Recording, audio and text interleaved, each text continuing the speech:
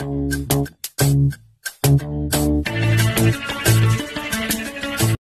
morning, students. Next topic, disaccharides. Disaccharides means what? That is also sugar only that yield two molecules of monosaccharides on hydrolysis. On hydrolysis means addition of water. Disaccharide means during hydrolysis it yields two molecules of monosaccharide. This reaction is usually catalyzed by dilute acid or enzyme. So this is the catalyst. Disaccharides have general formula CnH2ON-1. In disaccharides, two monosaccharides are linked by oxide link. Two monosaccharides. This is one monosaccharide and this is the another monosaccharide. Both are connected by oxide linkage. This is called as glycosidic linkage. Glycosidic linkage, which is formed by the reactions of anomeric carbon of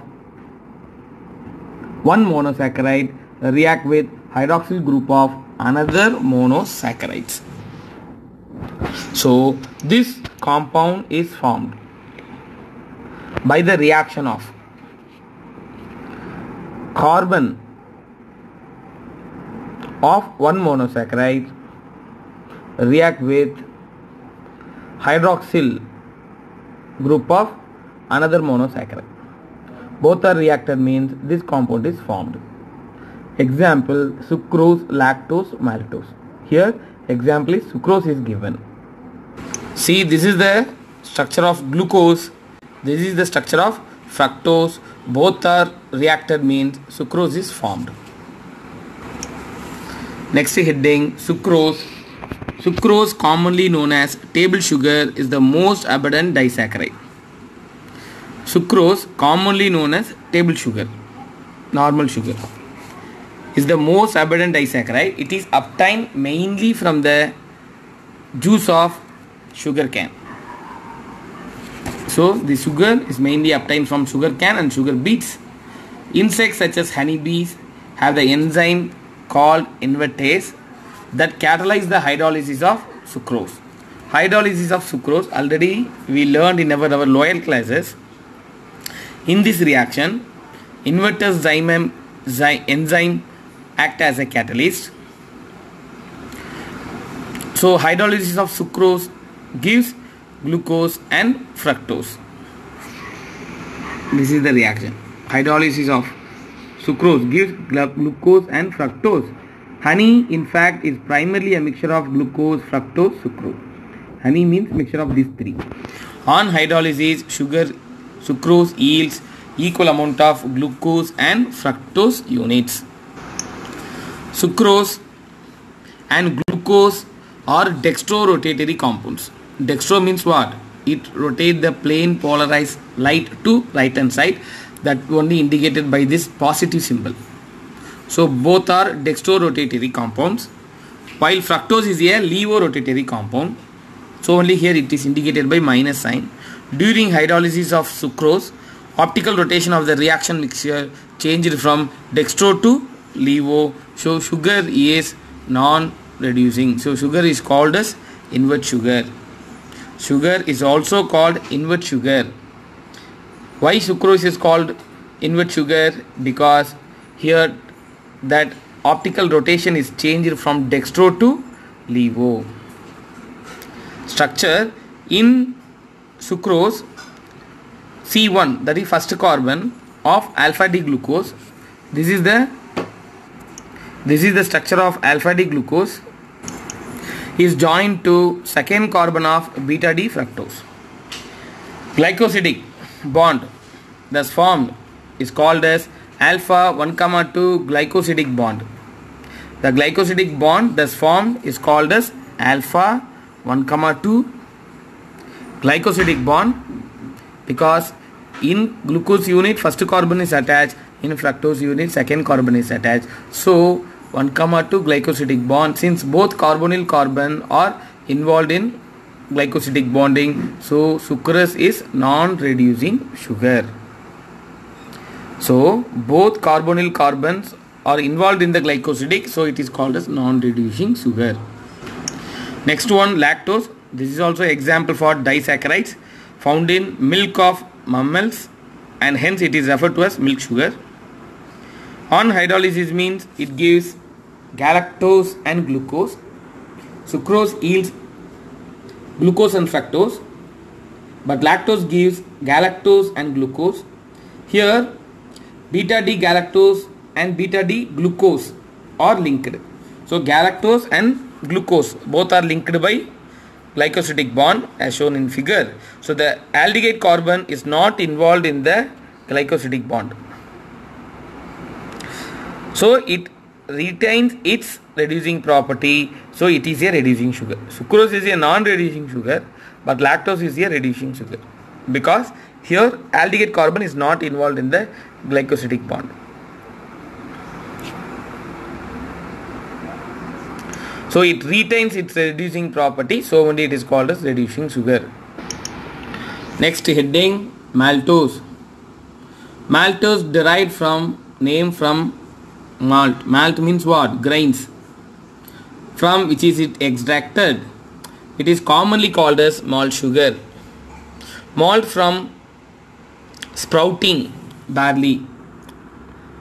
Like in Tamil it is called as Mulaikattiya Dhaniyam. So malt from sprouting barley is the major source of maltose. So maltose is produced during the digestion of starch. During digestion of starch, this maltose is produced by the enzyme amylase. Maltose contains two molecules of alpha D glucose unit linked by 1, so here both are alpha D glucose only. Both are connected by 1, 4 glycosidic bond between the anomeric carbon of one unit and C4 unit of other unit. C4 carbon of other unit. So since one of the glucose has a carbonyl group intact, so it is also act as a reducing sugar like lactose. Because lactose also reducing sugar, this maltose also reducing sugar. So here two glucose units are connected by glycosidic bond. One of the glucose carbonyl intact, not involved means it will give reducing sugar. It also acts as a reducing sugar. Next topic, importance of carbohydrates. Carbohydrates widely distributed in plants and animals and act mainly as an energy source. You are eating rice, it contains carbohydrate, it acts as an energy source and structural polymers. Carbohydrate is stored in the body as a glycogen, and in plant it is stored as a starch. So in plants this carbohydrate is stored as a starch. In our body carbohydrate is stored as a glycogen. Third one, carbohydrates such as cellulose with a primary component of plant cell is used to make paper, furniture. So the cellulose is used to make paper, wood, cloth. This is also one of the example for carbohydrate. Simple sugar glucose serves as an instant source of energy. Simple sugar glucose serves as an instant source of energy. And ribose sugar are one of the component of nucleic acids. So ribose sugar is also one of the carbohydrate. And modified carbohydrates such as hyaluronate, that is glycosaminoglycans, act as a shock absorber and lubricant. So this carbohydrate act as an absorber and lubricant, that is like grease. Absorber and lubricant. It act as a shock absorber and lubricant. These are the importance of carbohydrates. So topic, proteins. Proteins are most abundant biomolecules in all living organisms. The term protein derived from Greek word proteus means primary or holding first place. Primary. So proteins means what? Primary or holding. There are main functional units for the living things. These are involved in every function of the cells, including respiration. So in every process, protein is involved. Proteins are polymers of alpha amino acids. Polymers means what? Small molecules are combined together and form large molecules. No, that large molecules is called as polymers. Polymers of amino acids means amino acids are combined together and to form large molecule, that is called as protein. So next topic, amino acids. Amino acids means it contains both amine group and acid group. So amino acids are the compound which contains amino group and carboxylic acid group.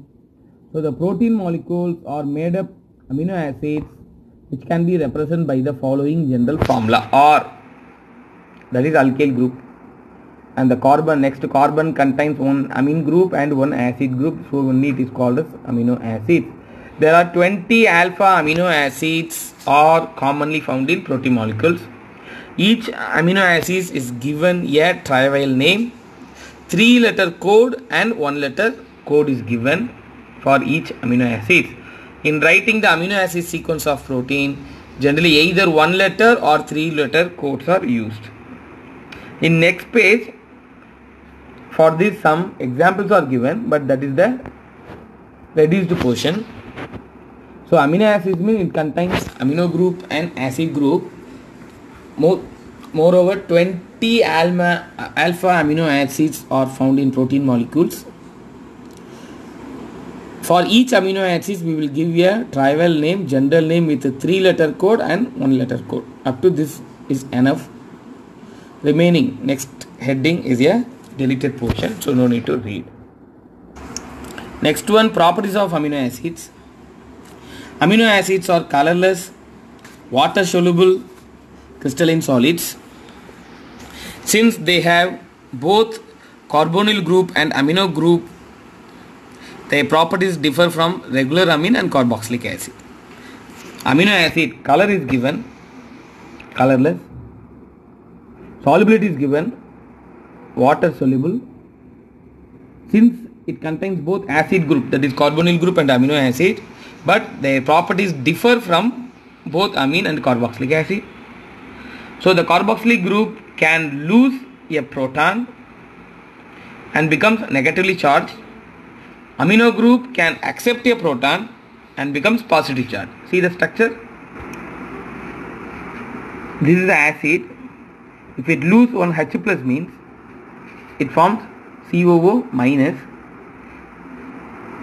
That NH2 gained that H plus means it forms NH3 plus.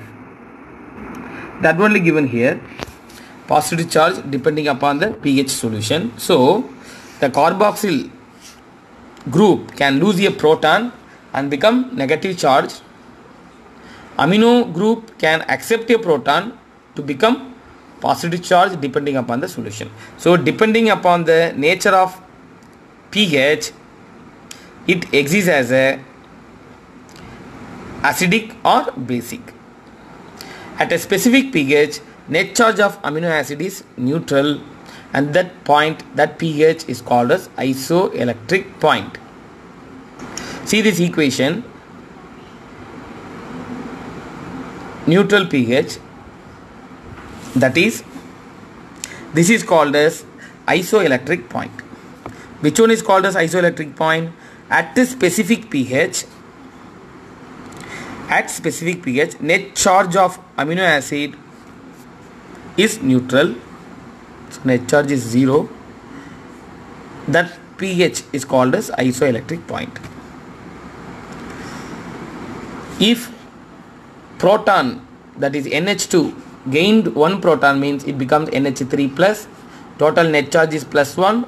+1 means acidic pH. If it lose H plus means it forms CO minus, so net charge is -1, so minus means alkaline pH. In aqueous solutions, proton of carboxyl group can be transferred to the amino group, leaving these groups with opposite charge. opposite charge. Despite having both positive and negative charge, this molecule is neutral because it contains both positive and negative. So this molecule is neutral. So it has amphoteric behavior. Amphoteric means it contains both positive charge and negative charge. So these ions are called as Zwitter ion. That amphoteric structure is called as Zwitter ion. It contains both positive and negative. Except glycine, all other amino acids have at least one chiral carbon. Very important, 1 mark. Except glycine, all other amino acids have one chiral carbon, hence are optically active. So glycine optically inactive. So they exist in two forms. Optically active means it exists in two forms. One is D form, another one L form. However, L amino acids are used predominantly by living organism for synthesizing protein. Among D and L amino acids are used predominantly by the living organism for synthesizing protein. So presence of D amino acids have been observed rarely in certain organisms. L only mostly possible. D is a rare one. That only given. Remaining we will continue in our next video. Thank you.